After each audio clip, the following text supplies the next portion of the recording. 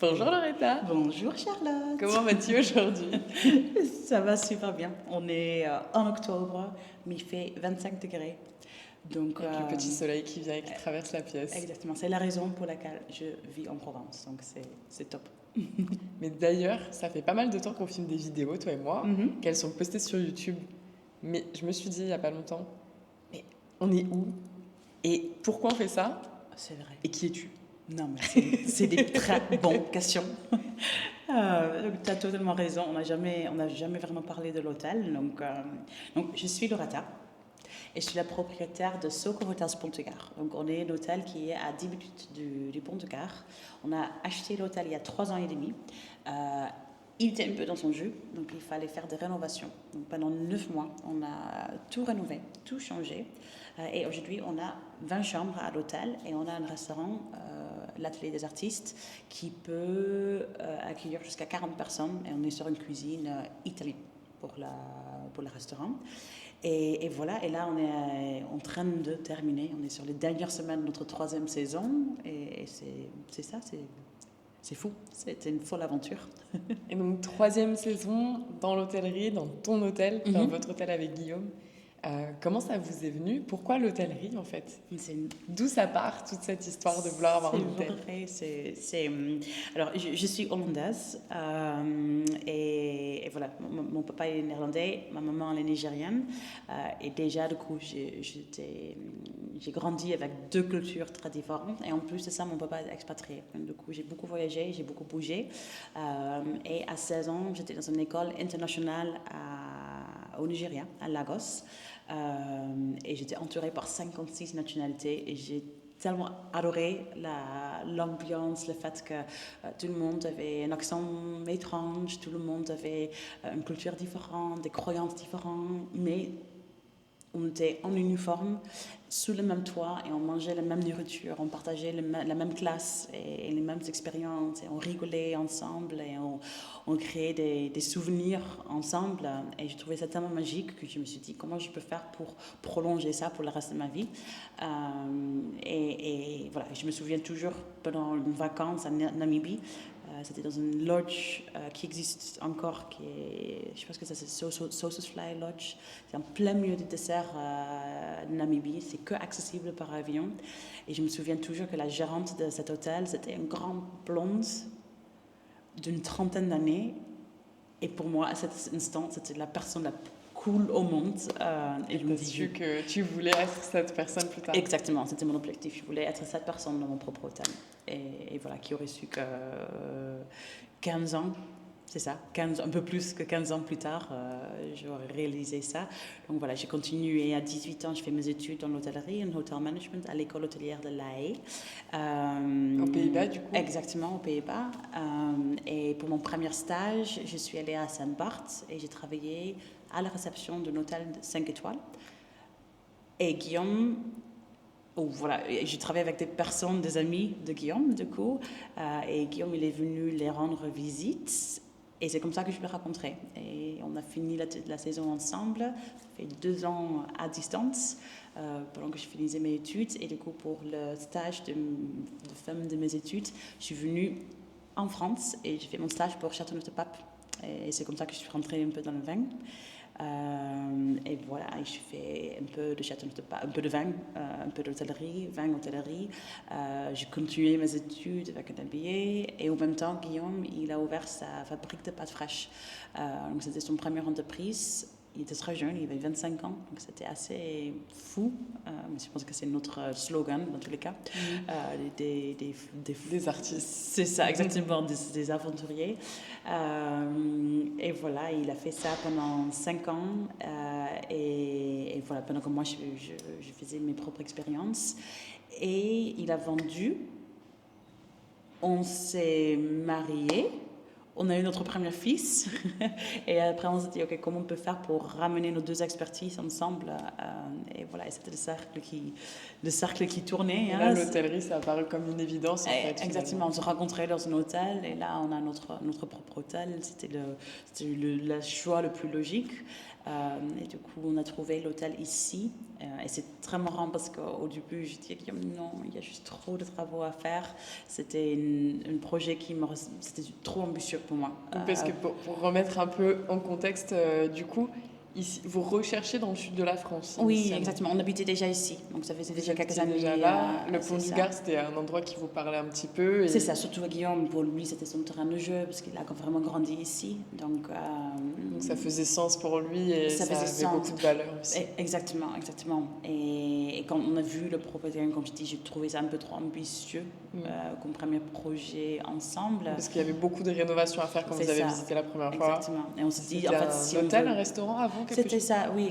En fait, la maison, il y a une partie qui est la maison de maître qui date de 1903. Donc, ça appartenait à une famille nîmois. C'était des joailliers.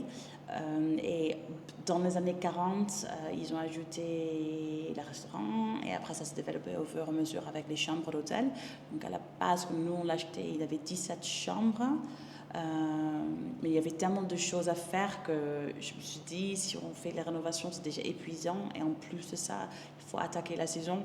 Ça me semblait juste trop. On a visité 20 autres hôtels dans la région. Et ici, c'était la situation qui était le plus impressionnante. Et mon premier cours, je me souviens toujours, mon premier cours d'hôtellerie, c'était un prof qui disait location, location, location. C'est la situation qui fait tout. Et voilà. Et finalement, on a fait cette décision d'acheter l'hôtel ici, basé sur ce premier cours. J'aurais pu éviter les 3 ans suivants à l'école. Juste ce cours, t'as été utile. C'est ça, cette première cours qui m'est resté. C'est drôle quand même, comme souvenir. Exactement, exactement. Et du coup, vous avez donc acheté ici, vous avez fait beaucoup de rénovations, plusieurs mois, c'est ça? Exactement, exactement. Et ça qui était drôle, c'est qu'on a signé les papiers. On s'est dit, oh là là, ça va être dur, 9 mois de rénovation, après il faut attaquer la saison. On a signé, on était préparé mentalement. Et 2 semaines après la signature, on a découvert j'étais enceinte de notre deuxième fils, Matteo. On a fait 9 mois de rénovation. J'ai fait 9 mois de création de rénovation aussi, du coup. C'est ça. Et du coup, voilà, j'ai accouché 6 semaines avant l'ouverture. Wow. Donc c'était intense. J'ai fait la première saison avec lui dans la porte-bébé. Mais on a survécu. Et maintenant, je suis fière quand je vois les familles qui viennent dormir à l'hôtel. Parce que ça, c'était vraiment dans l'esprit familial qu'on a créé. Et vous n'avez pas eu le choix de toute façon. C'est ça, exactement. Exactement. Et du coup, ça me touche quand je vois les familles qui profitent, qui sont là, qui passent un bon moment. Parce que voilà, ça. Ouais, vous y avez donné beaucoup de vous, de votre intimité. Et exactement. Ça fait plaisir, je pense, les retours qui sont envers l'hôtel. C'est ça, exactement. Ça. D'ailleurs, en parlant de retour, il y a surtout une question qui revient très souvent. Pourquoi Soko? Ah oui, c'est la fameuse question. Donc, c'est bon, Soko, c'est le nom de jeune fille de ma mère qui s'appelle Sokodi. Et on a pris les premières 4 lettres parce que c'est prononçable dans toutes les langues. C'est facile à dire, c'est facile à écrire. Et ça veut dire quelque chose pour nous, mais ça veut rien dire pour les gens en face. Et voilà, et du coup, on est parti sur ça. Maintenant, vous savez. Exactement. Voilà, Soko Hotels. Pont du Gard. Génial. Et dernière question, pourquoi avoir décidé de te mettre sur les réseaux, de créer du contenu, de créer cette chaîne YouTube et de partager des informations, des petites pointes d'humour par-ci par-là et les coulisses? Oui, c'est une très bonne question. Je trouve que ça qui rend l'hôtel spécial, c'est pas vraiment nos chambres ou voilà le côté physique. Voilà, c'est vrai qu'on est dans une jolie bâtisse, on a des super jolies chambres, mais je pense que ce qui nous sépare vraiment des autres lieux, c'est nous. En fait, c'est notre équipe. Voilà, je suis passionnée par les gens, donc c'est à la fois mes clients, mais aussi mon équipe. Et je me suis dit, ok, comment je peux faire pour traduire ça à la personne en face pour qu'ils savent un petit peu à quoi s'attendre quand ils viennent ici. Donc ça, c'était vraiment le premier objectif. Donc voilà, qu'est-ce que je peux faire pour faire rigoler les gens, pour faire... Sur les réseaux sociaux comme Instagram, TikTok, etc. Exactement. Et je pense que tout a commencé avec ça. J'aime bien de faire rire des gens. Donc du coup, ça... Elle est très drôle. Voilà, et je me suis dit, pourquoi le limiter à les clients qui sont à l'hôtel, si je peux faire rire des gens à travers les réseaux sociaux qui ne sont jamais venus ici. Donc ça a un peu commencé avec ça. ça.